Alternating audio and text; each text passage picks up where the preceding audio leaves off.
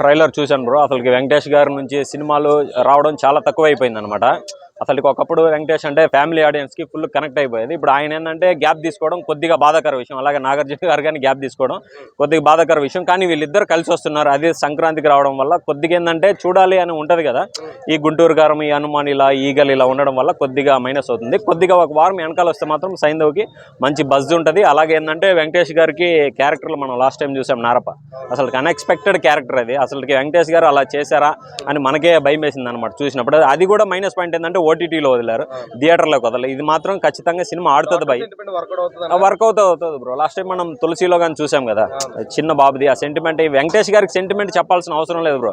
కన్నీళ్ళు రప్పించేస్తాడు, especially ladies వాడే. అంటే స్టోరీకి తగ్గట్టు ఉంటుంది కదా బ్రో. ఏంటంటే డాక్టర్కి ఏదన్నా సంథింగ్ ఏదో ఒకటి జరగవచ్చు అంటే ఎవరి ఫాదర్ కూడా మనం ఊరుకుంటారు కదా. లాస్ట్ టైం మనం హాయ్ నాన్నలా కానీ చూసాం కదా, నాని గారిది ఎమోషనల్ టచ్ అనేది.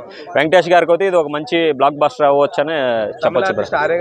ఆర్య గారు ఉన్నారనమాట. ఆర్య గారు ఏంటంటే ఆర్య గారు వెంకటేష్ గారు యాక్చువల్లీ క్లోజ్ ఫ్రెండ్స్ అనమాట. వీళ్ళు ఎక్కడ ఉన్నా కానీ ఏంటంటే తమిళ్లో చాలా క్లోజ్ గా మాట్లాడుకుంటారు. అసలుకి ఆర్య పెద్ద హీరో తమిళ్లో. కానీ వెంకటేష్ గారి సినిమాలో క్యారెక్టర్ చేయడం అనేది అసలుకి అది చాలా గొప్ప విషయం అనమాట. అదే బ్రో, వెంకటేష్ గారికి ఏంటంటే ఫ్రెండ్షిప్ ఎక్కువ ఉంటుంది, బాండింగ్ ఎక్కువ ఉంటుంది. ఆయన ఎవరితో అయినా కానీ ఏంటంటే ఎక్కడ వెళ్ళినప్పుడు ప్రాంతీయ భేదం పెట్టడు. అక్కడ ఏ లాంగ్వేజ్ అయినా కానీ ఆ లాంగ్వేజ్తో కనెక్ట్ అవుతాడు. బాలీవుడ్తో ఆల్రెడీ మనం రాణా దగ్గుపాటిని చూసాం, కలిసిపోతారనమాట. మిగతా హీరోలు కలవడం అంటే ఇది సింక్ అవడం వాళ్ళతోటి కొద్దిగా కష్టము. మన వెంకటేష్ గారు ఏంటంటే అందరితోటి మింగల్ అయిపోతాడు అనమాట. అది సైంధవ్కి అయితే ఎక్స్పెక్టేషన్ భారీ లెవెల్లో ఉన్నాయి బ్రో.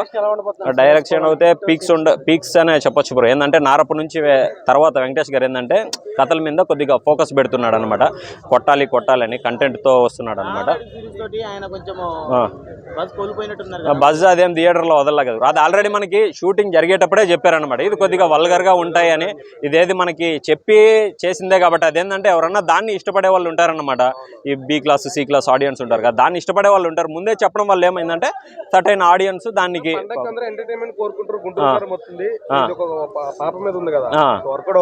అంటే వర్కౌట్ అవుతుందంటే బ్రో ఇప్పుడు 5 సినిమాలు అంటే కష్టం బ్రో. అది పండగ అంటే అది మాత్రం ఖచ్చితంగా కష్టం అనే చెప్పొచ్చు.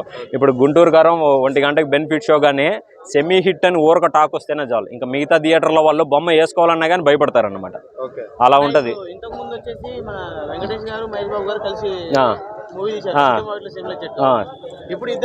అదే లాస్ట్ టైం చెప్పాడు కదా, రే పెద్దోడు వస్తున్నాడు, చిన్నోడు వస్తున్నాడు, ఫస్ట్ చిన్నోడు వస్తున్నాడు, తర్వాత పెద్దోడు వస్తున్నాడు అని. అది ఏదేమైనా కానీ ఏంటంటే కొద్దిగా పోస్ట్ పోన్ చేసుకుంటే జనాలు చూసి ఆడియన్స్కి కానీ ఏంటంటే ఒకరో బెటర్గా ఉంటుంది, చాయిస్ అనేది ఉంటుంది. ఒకేసారి వదిలితే మాత్రం అది కొద్దిగా రిస్క్ అనే చెప్పొచ్చు. తొక్కుది నా అమ్మ ఏదో ఉంది కదా డైలాగు, అది చాలా బాగా అనిపించింది. నెక్స్ట్ డైలాగ్స్ కూడా తలకాయ మాస్ డైలాగ్స్ ఉన్నాయి. నెక్స్ట్ మేకింగ్ ఆఫ్ ఫైట్లోనే చూసారా, ఆ కత్తులతో ఫస పొడి ఇలా లోపల నుంచి హైలైట్. సూపర్ డైలాగ్స్ బాగున్నాయి బ్రో. Dialogues highlight. ట్రేజర్ మొత్తానికి డైలాగ్స్. నెక్స్ట్ పాప సెంటిమెంట్ ఏదో ఉంది కదా, నరాల వీక్నెస్ ఏదో ఉంది పాపకి. యాక్చువల్గా మొన్న వచ్చిన నా హాయ్ నాన్న సెంటిమెంట్, ఇలాంటి సెంటిమెంట్లు బాగా వర్కౌట్ అవుతున్నాయి. వెంకటేష్ అంటే సెంటిమెంట్ పుట్టించడంలో కింగ్ అనమాట. ఒకప్పుడు సినిమాలు ఎలా ఉండే వెంకటేష్వి, చంటి ఇలాంటి కళ్ళతోనే ఒక ఆడియన్స్ని ఊపేస్తాడు. ఖచ్చితంగా మంచి ఎమోషనల్ మూవీ అవుతుంది ఖచ్చితంగా. డెఫినెట్లీ 100% మస్తు ఉంటాయి సంక్రాంతి. యాక్షన్ సీన్స్ చెప్తున్నాను కదా బ్రో. ఫైట్లు అయితే మాత్రం మేకింగ్ ఆఫ్ ఫైట్లు హైలైట్గా ఉన్నాయి. సూపర్ బాగుంది బ్రో. నార్మల్గా అంటే మాస్గానే ఉంది. బాగుంది బ్రో. ఆర్య కూడా బాగానే యాక్ట్ చేశారు. బ్యాక్గ్రౌండ్ మ్యూజిక్ అంటే నాకు ఇప్పుడు ట్రేజర్లో బాగుంది అనిపించింది. కానీ ఎందుకు మనం ట్రేజర్తో మేము డిసైడ్ చేయలేం కదా బ్యాక్గ్రౌండ్ మ్యూజిక్ ఎలా ఉంటుంది ఏంటి అనేది. సాంగ్స్ నెక్స్ట్ వచ్చేసి మూవీ రిలీజ్ అయిన తర్వాత అప్పుడు తెలుస్తుంది ఓవరాల్గా. అంటే ట్రైలర్ చూస్తుంటే మీకు ఏమైనా స్టోరీ అర్థమవుతుందా? ట్రైలర్ చూస్తే సంథింగ్ ఏదో ఫ్లాష్ బ్యాక్ ఉంది ఖచ్చితంగా. 100% ఫ్లాష్ బ్యాక్ ఉంది. ఆ పిల్లల కోసమో లేదంటే ఆ పాపకున్న డిసార్డర్ కోసమో తన యొక్క ఫ్లాష్ బ్యాక్ని వదిలేసి సంథింగ్ నార్మల్గా ఒక ఏమంటారు ఒక నార్మల్ పర్సన్లా బతుకుతున్నాడేమో. ఫ్యామిలీ ప్రాబ్లమ్స్ వల్ల ఏదో ప్రాబ్లం వచ్చినప్పుడు ఖచ్చితంగా మళ్ళీ ఫ్లాష్ బ్యాక్ అయితే ఉంటుంది. చూసారు, ఏదో డైలాగ్ ఉంటుంది, సైకో నీలో సైకో ఉన్నాడా ఏదో ఉంది సంథింగ్. ఖచ్చితంగా సైకో ఉన్నాడు, ఎరగదీస్తాడు. టైలర్ గురించి ఒక మాటలు ఏమని చెప్తారు? టైలర్ బ్లాక్ బస్టర్ అవుతుంది అనిపించింది నాకైతే.